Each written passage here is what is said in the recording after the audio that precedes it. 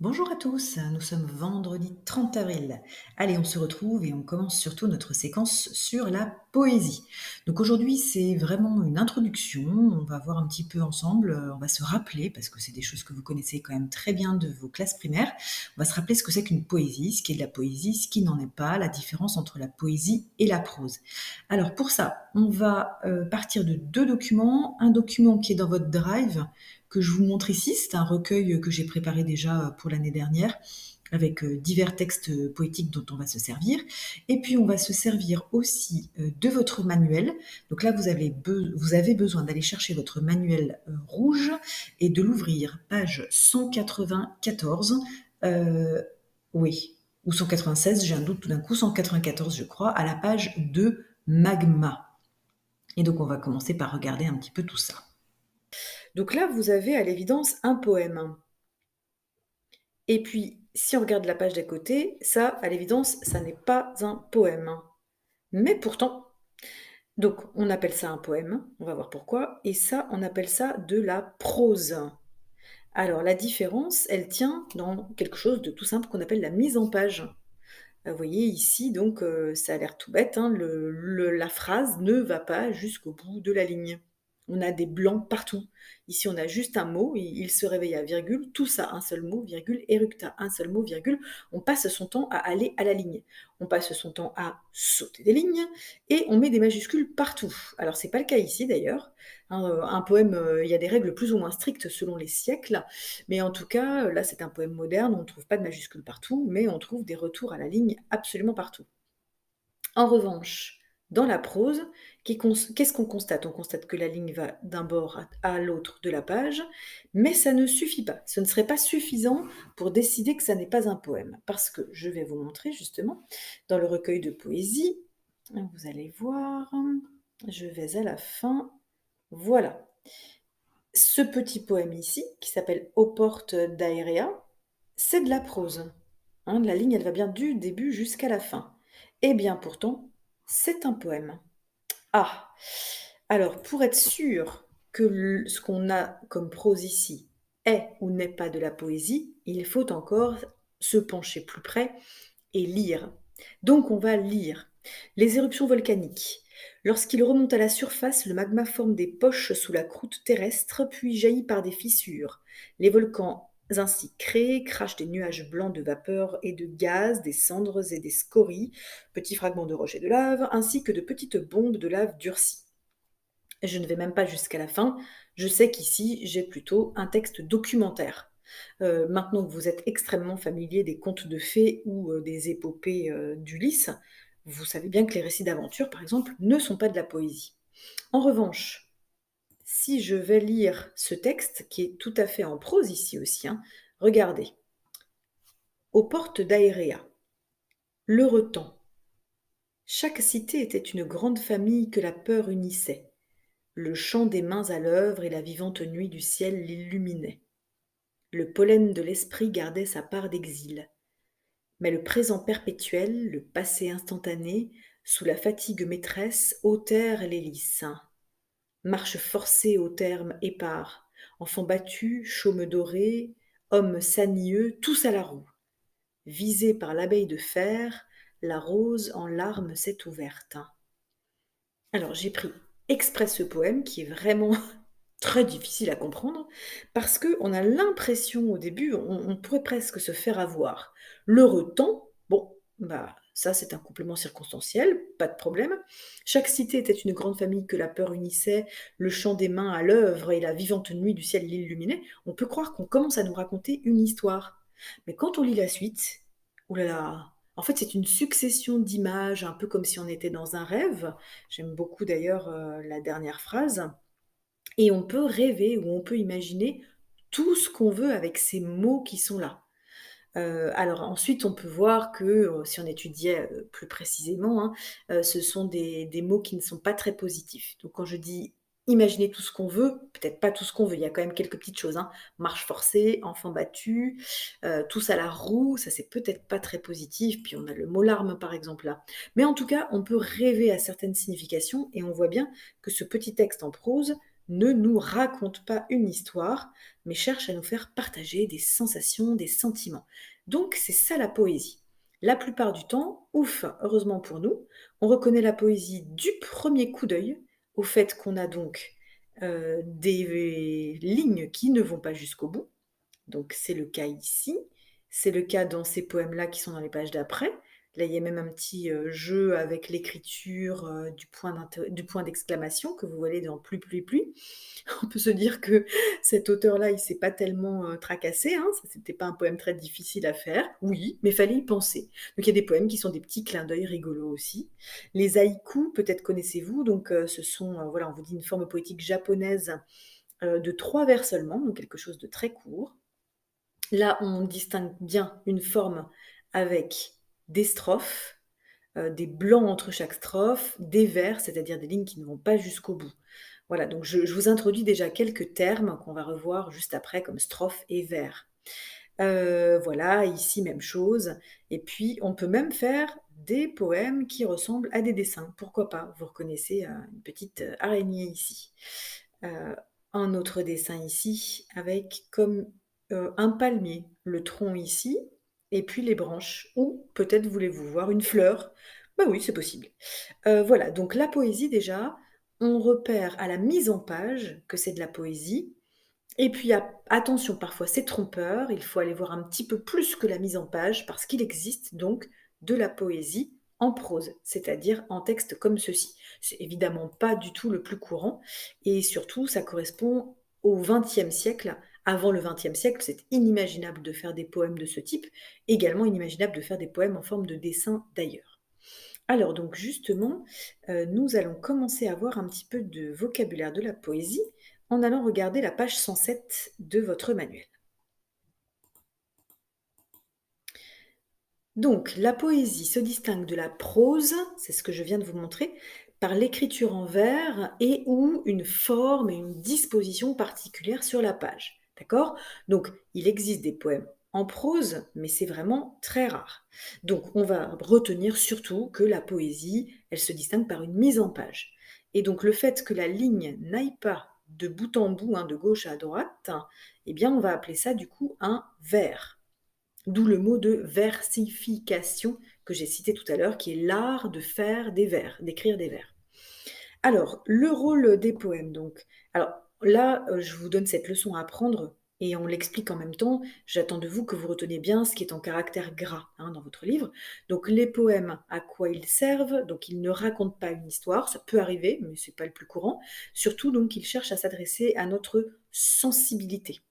Donc ils vont décrire, on vous dit des éléments de la nature, raconter des histoires chargées d'émotions. Alors, c'est peut-être pas, vraiment raconter des histoires au sens, comme dans les contes de fées, hein, puisque dans un poème, c'est quand même très court, mais en tout cas, d'accord. Raconter des petits morceaux de vie, qui cherchent à donc développer les émotions, l'imaginaire. Ils expriment des sentiments, l'amour, la joie, la tristesse. Ils font réfléchir sur les grands thèmes de la vie, hein, vous l'avez là, par exemple la fuite du temps ou bien la mort qui est une question, essentielle à notre vie, l'avenir de la terre et cetera et chose très importante aussi, dans les poèmes, on joue avec, le sens des mots et des sonorités. Ça, c'est vraiment, une caractéristique de la poésie. En sixième, on a donné un thème, parce que la poésie c'est très très vaste, on a donné un thème pour la classe de sixième qui est la création. Et ce thème est très intéressant, je l'aime beaucoup parce qu'on peut le comprendre de deux façons. La création du monde, donc là on va avoir des poèmes tournés vers la nature par exemple, ou la création du poème lui-même. Il y a des poèmes qui expliquent comment on doit bien faire un poème. Donc je vous ai mis un petit mélange des deux dans le recueil. Alors, on a besoin déjà ensemble de connaître un petit peu de vocabulaire. Je pense que, de votre CM2, vous devez connaître certains mots. Donc on vous dit que le poème, il a une certaine architecture, c'est-à-dire une certaine disposition sur la page. D'abord, on va repérer les strophes. Donc les strophes, ce sont des petits paquets de vers. Donc le vers, c'est la ligne. On vous dit bien, là, le vers n'occupe pas toute la ligne, commence par une majuscule en général, comporte un certain nombre précis de syllabes. Alors, pas toujours, c'est-à-dire que Avant le 19e siècle, pendant le 19e siècle, oui, le vers comporte un nombre de syllabes bien précis, c'est très codifié et à partir du milieu du 19e siècle, 20e, 21e, on a un mélange de poésie qui respecte des règles très strictes avec des nombres précis de syllabes et de poésie qui prennent beaucoup de liberté et donc qui vont aller, comme on l'a vu, jusqu'à faire des poèmes en forme de dessin.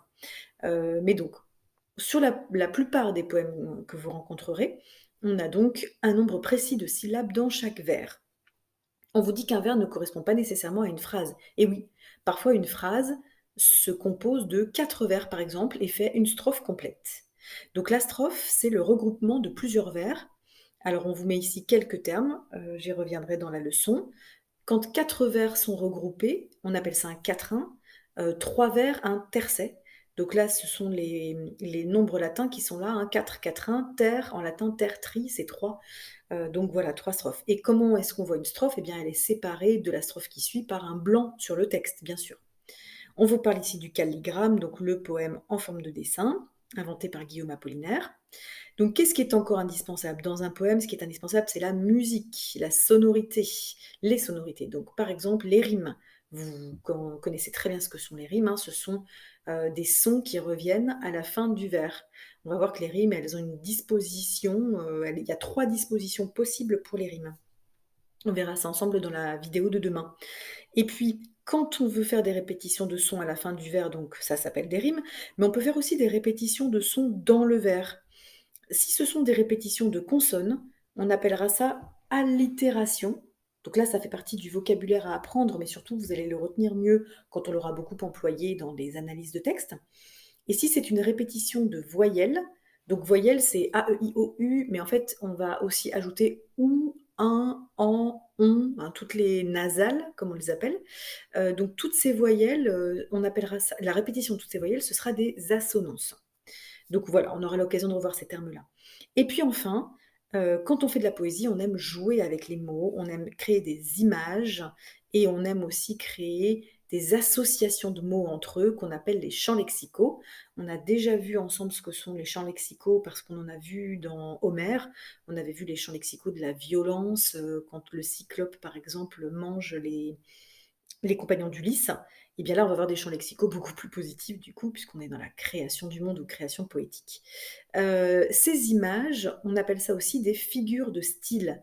Le fait de jouer avec les mots, de placer certains mots à côté d'autres, exprès pour, créer parfois des effets très bizarres, et bien ces effets remarquables, ce jeu avec les mots, c'est ce qu'on appelle les figures de style. Figure de style, c'est un petit peu, comme, on prendrait le mot figure dans, figure de patinage artistique ou figure de gymnastique, vous faites un triple salto, c'est une figure. Et bien si vous mettez, les mots comme ci, comme ça, c'est une figure et on a appelé ça figure de style. Voilà, donc on a brossé à peu près, toute la page 207. Donc à présent, je vais vous emmener dans le recueil et on va remonter tout en haut. Alors, comme introduction, j'ai choisi un texte de Jean-Pierre Siméon. D'ailleurs, votre manuel a aussi pris des textes de lui, que je vais vous lire. La poésie, c'est comme les lunettes. On m'a souvent demandé: «Oh, la poésie, à quoi ça sert?» Avec l'air de dire, sourire en coin: «Mon pauvre monsieur, ne vous donnez pas tant de mal, hein, avec la télévision, le cinéma, le foot et le loto, on a bien ce qu'il nous faut.» Et je ne savais que répondre parce que la poésie, pour moi, a toujours été une chose naturelle comme l'eau d'un ruisseau. Mais j'ai beaucoup réfléchi et aujourd'hui, je sais. La poésie, c'est comme les lunettes. C'est pour mieux voir. Parce que nos yeux ne savent plus, ils sont fatigués, usés.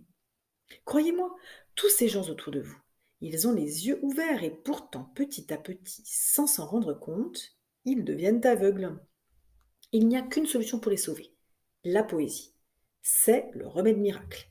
Un poème et vos yeux sont neufs, comme ceux des enfants. À propos des enfants d'ailleurs, j'ai aussi un conseil à donner. Les vitamines A, B, C, D ne suffit. Pardon, les vitamines A, B, C, D, ça ne suffit pas.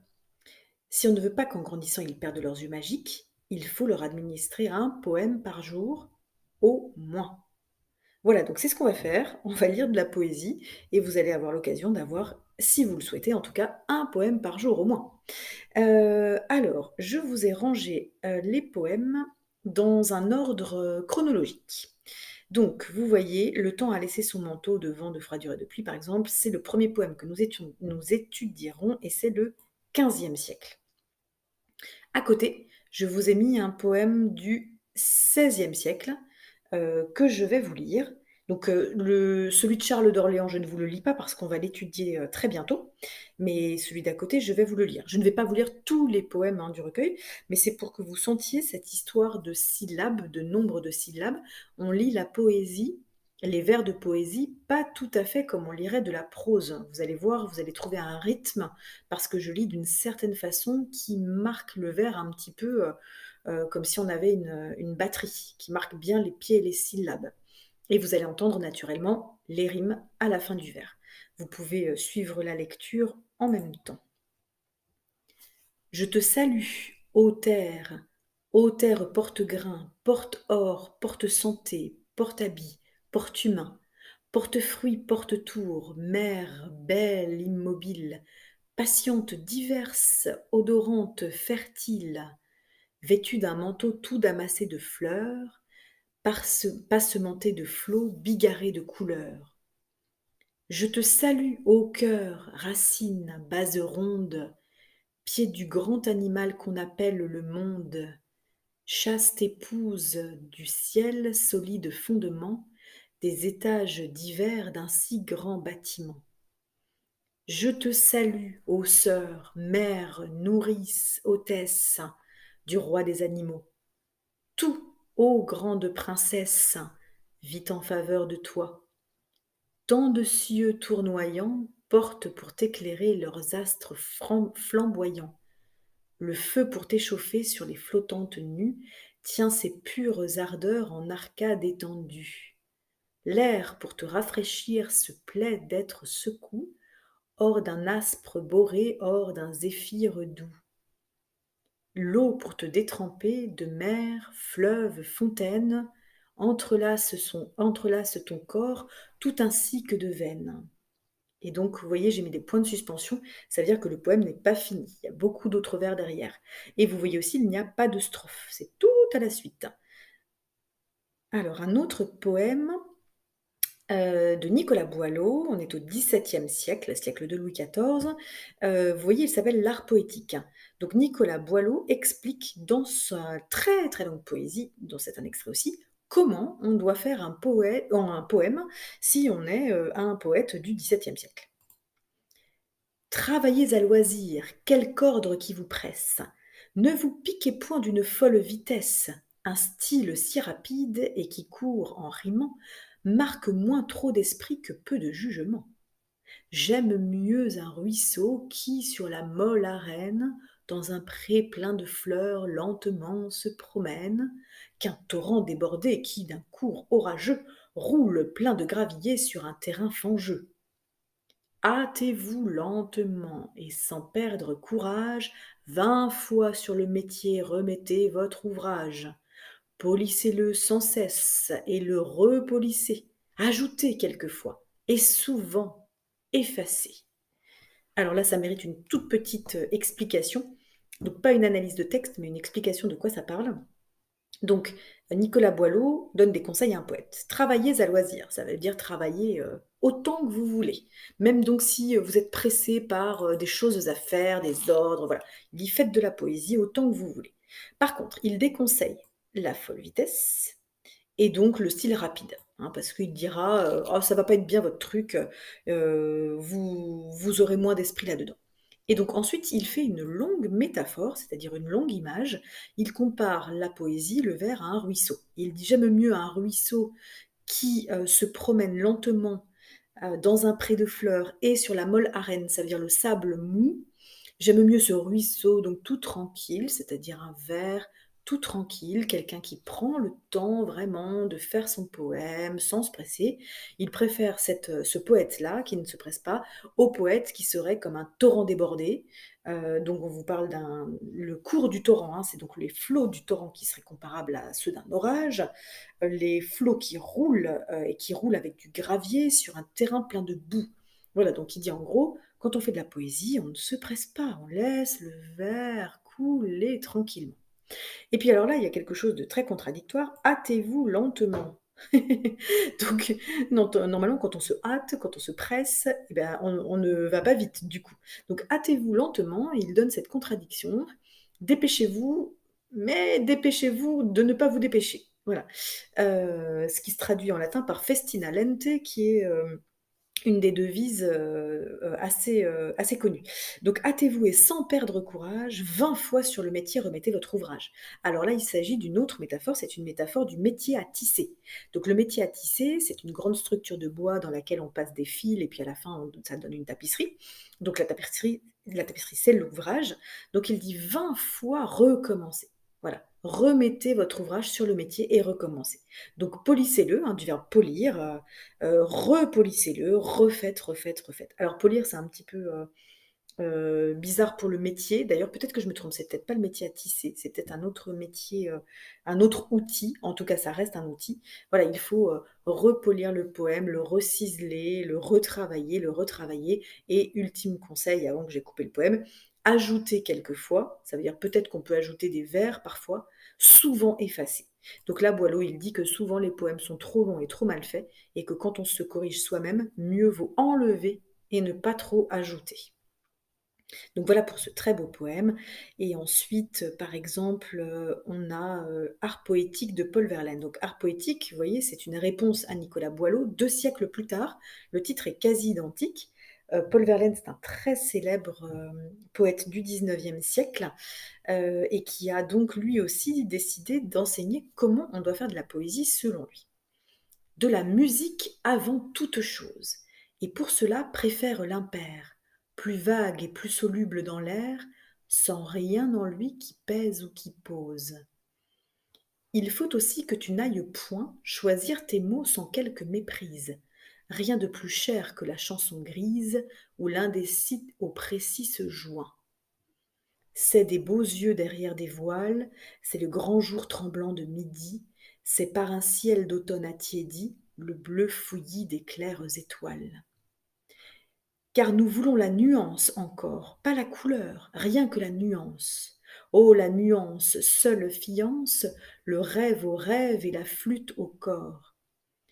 Fuis du plus loin la pointe assassine, l'esprit cruel et le rire impur qui font pleurer les yeux de l'azur et tout cet ail de basse cuisine. Prends l'éloquence et tords-lui son cou. Tu feras bien en train d'énergie de rendre un peu la rime assagie. Si l'on y veille, elle ira jusqu'où?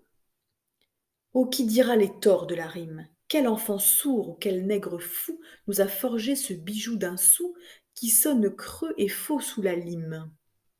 De la musique encore et toujours, que ton vers soit la seule chose envolée, qu'on sent qui fuit d'une âme en allée vers d'autres cieux et d'autres amours.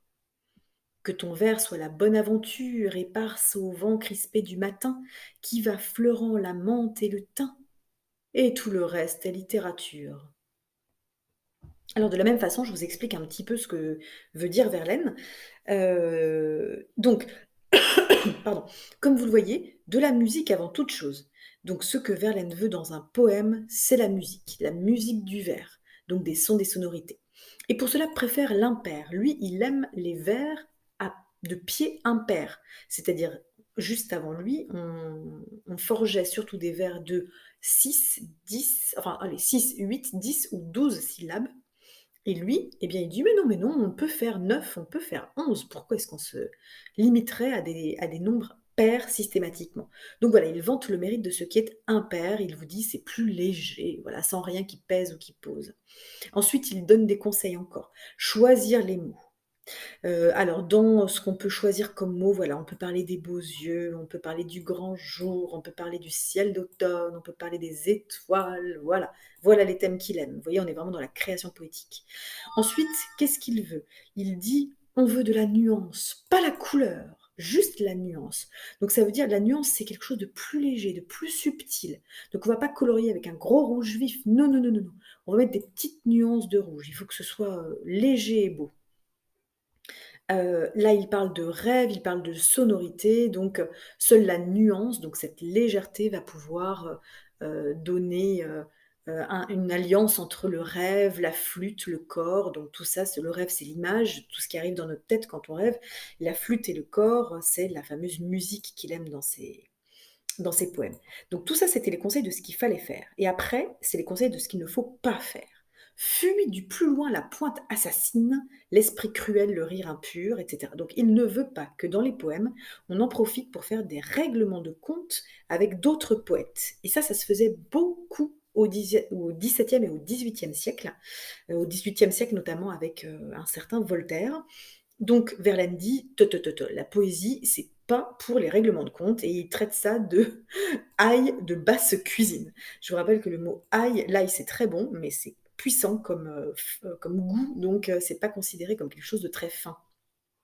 Prends l'éloquence et tords-lui son cou.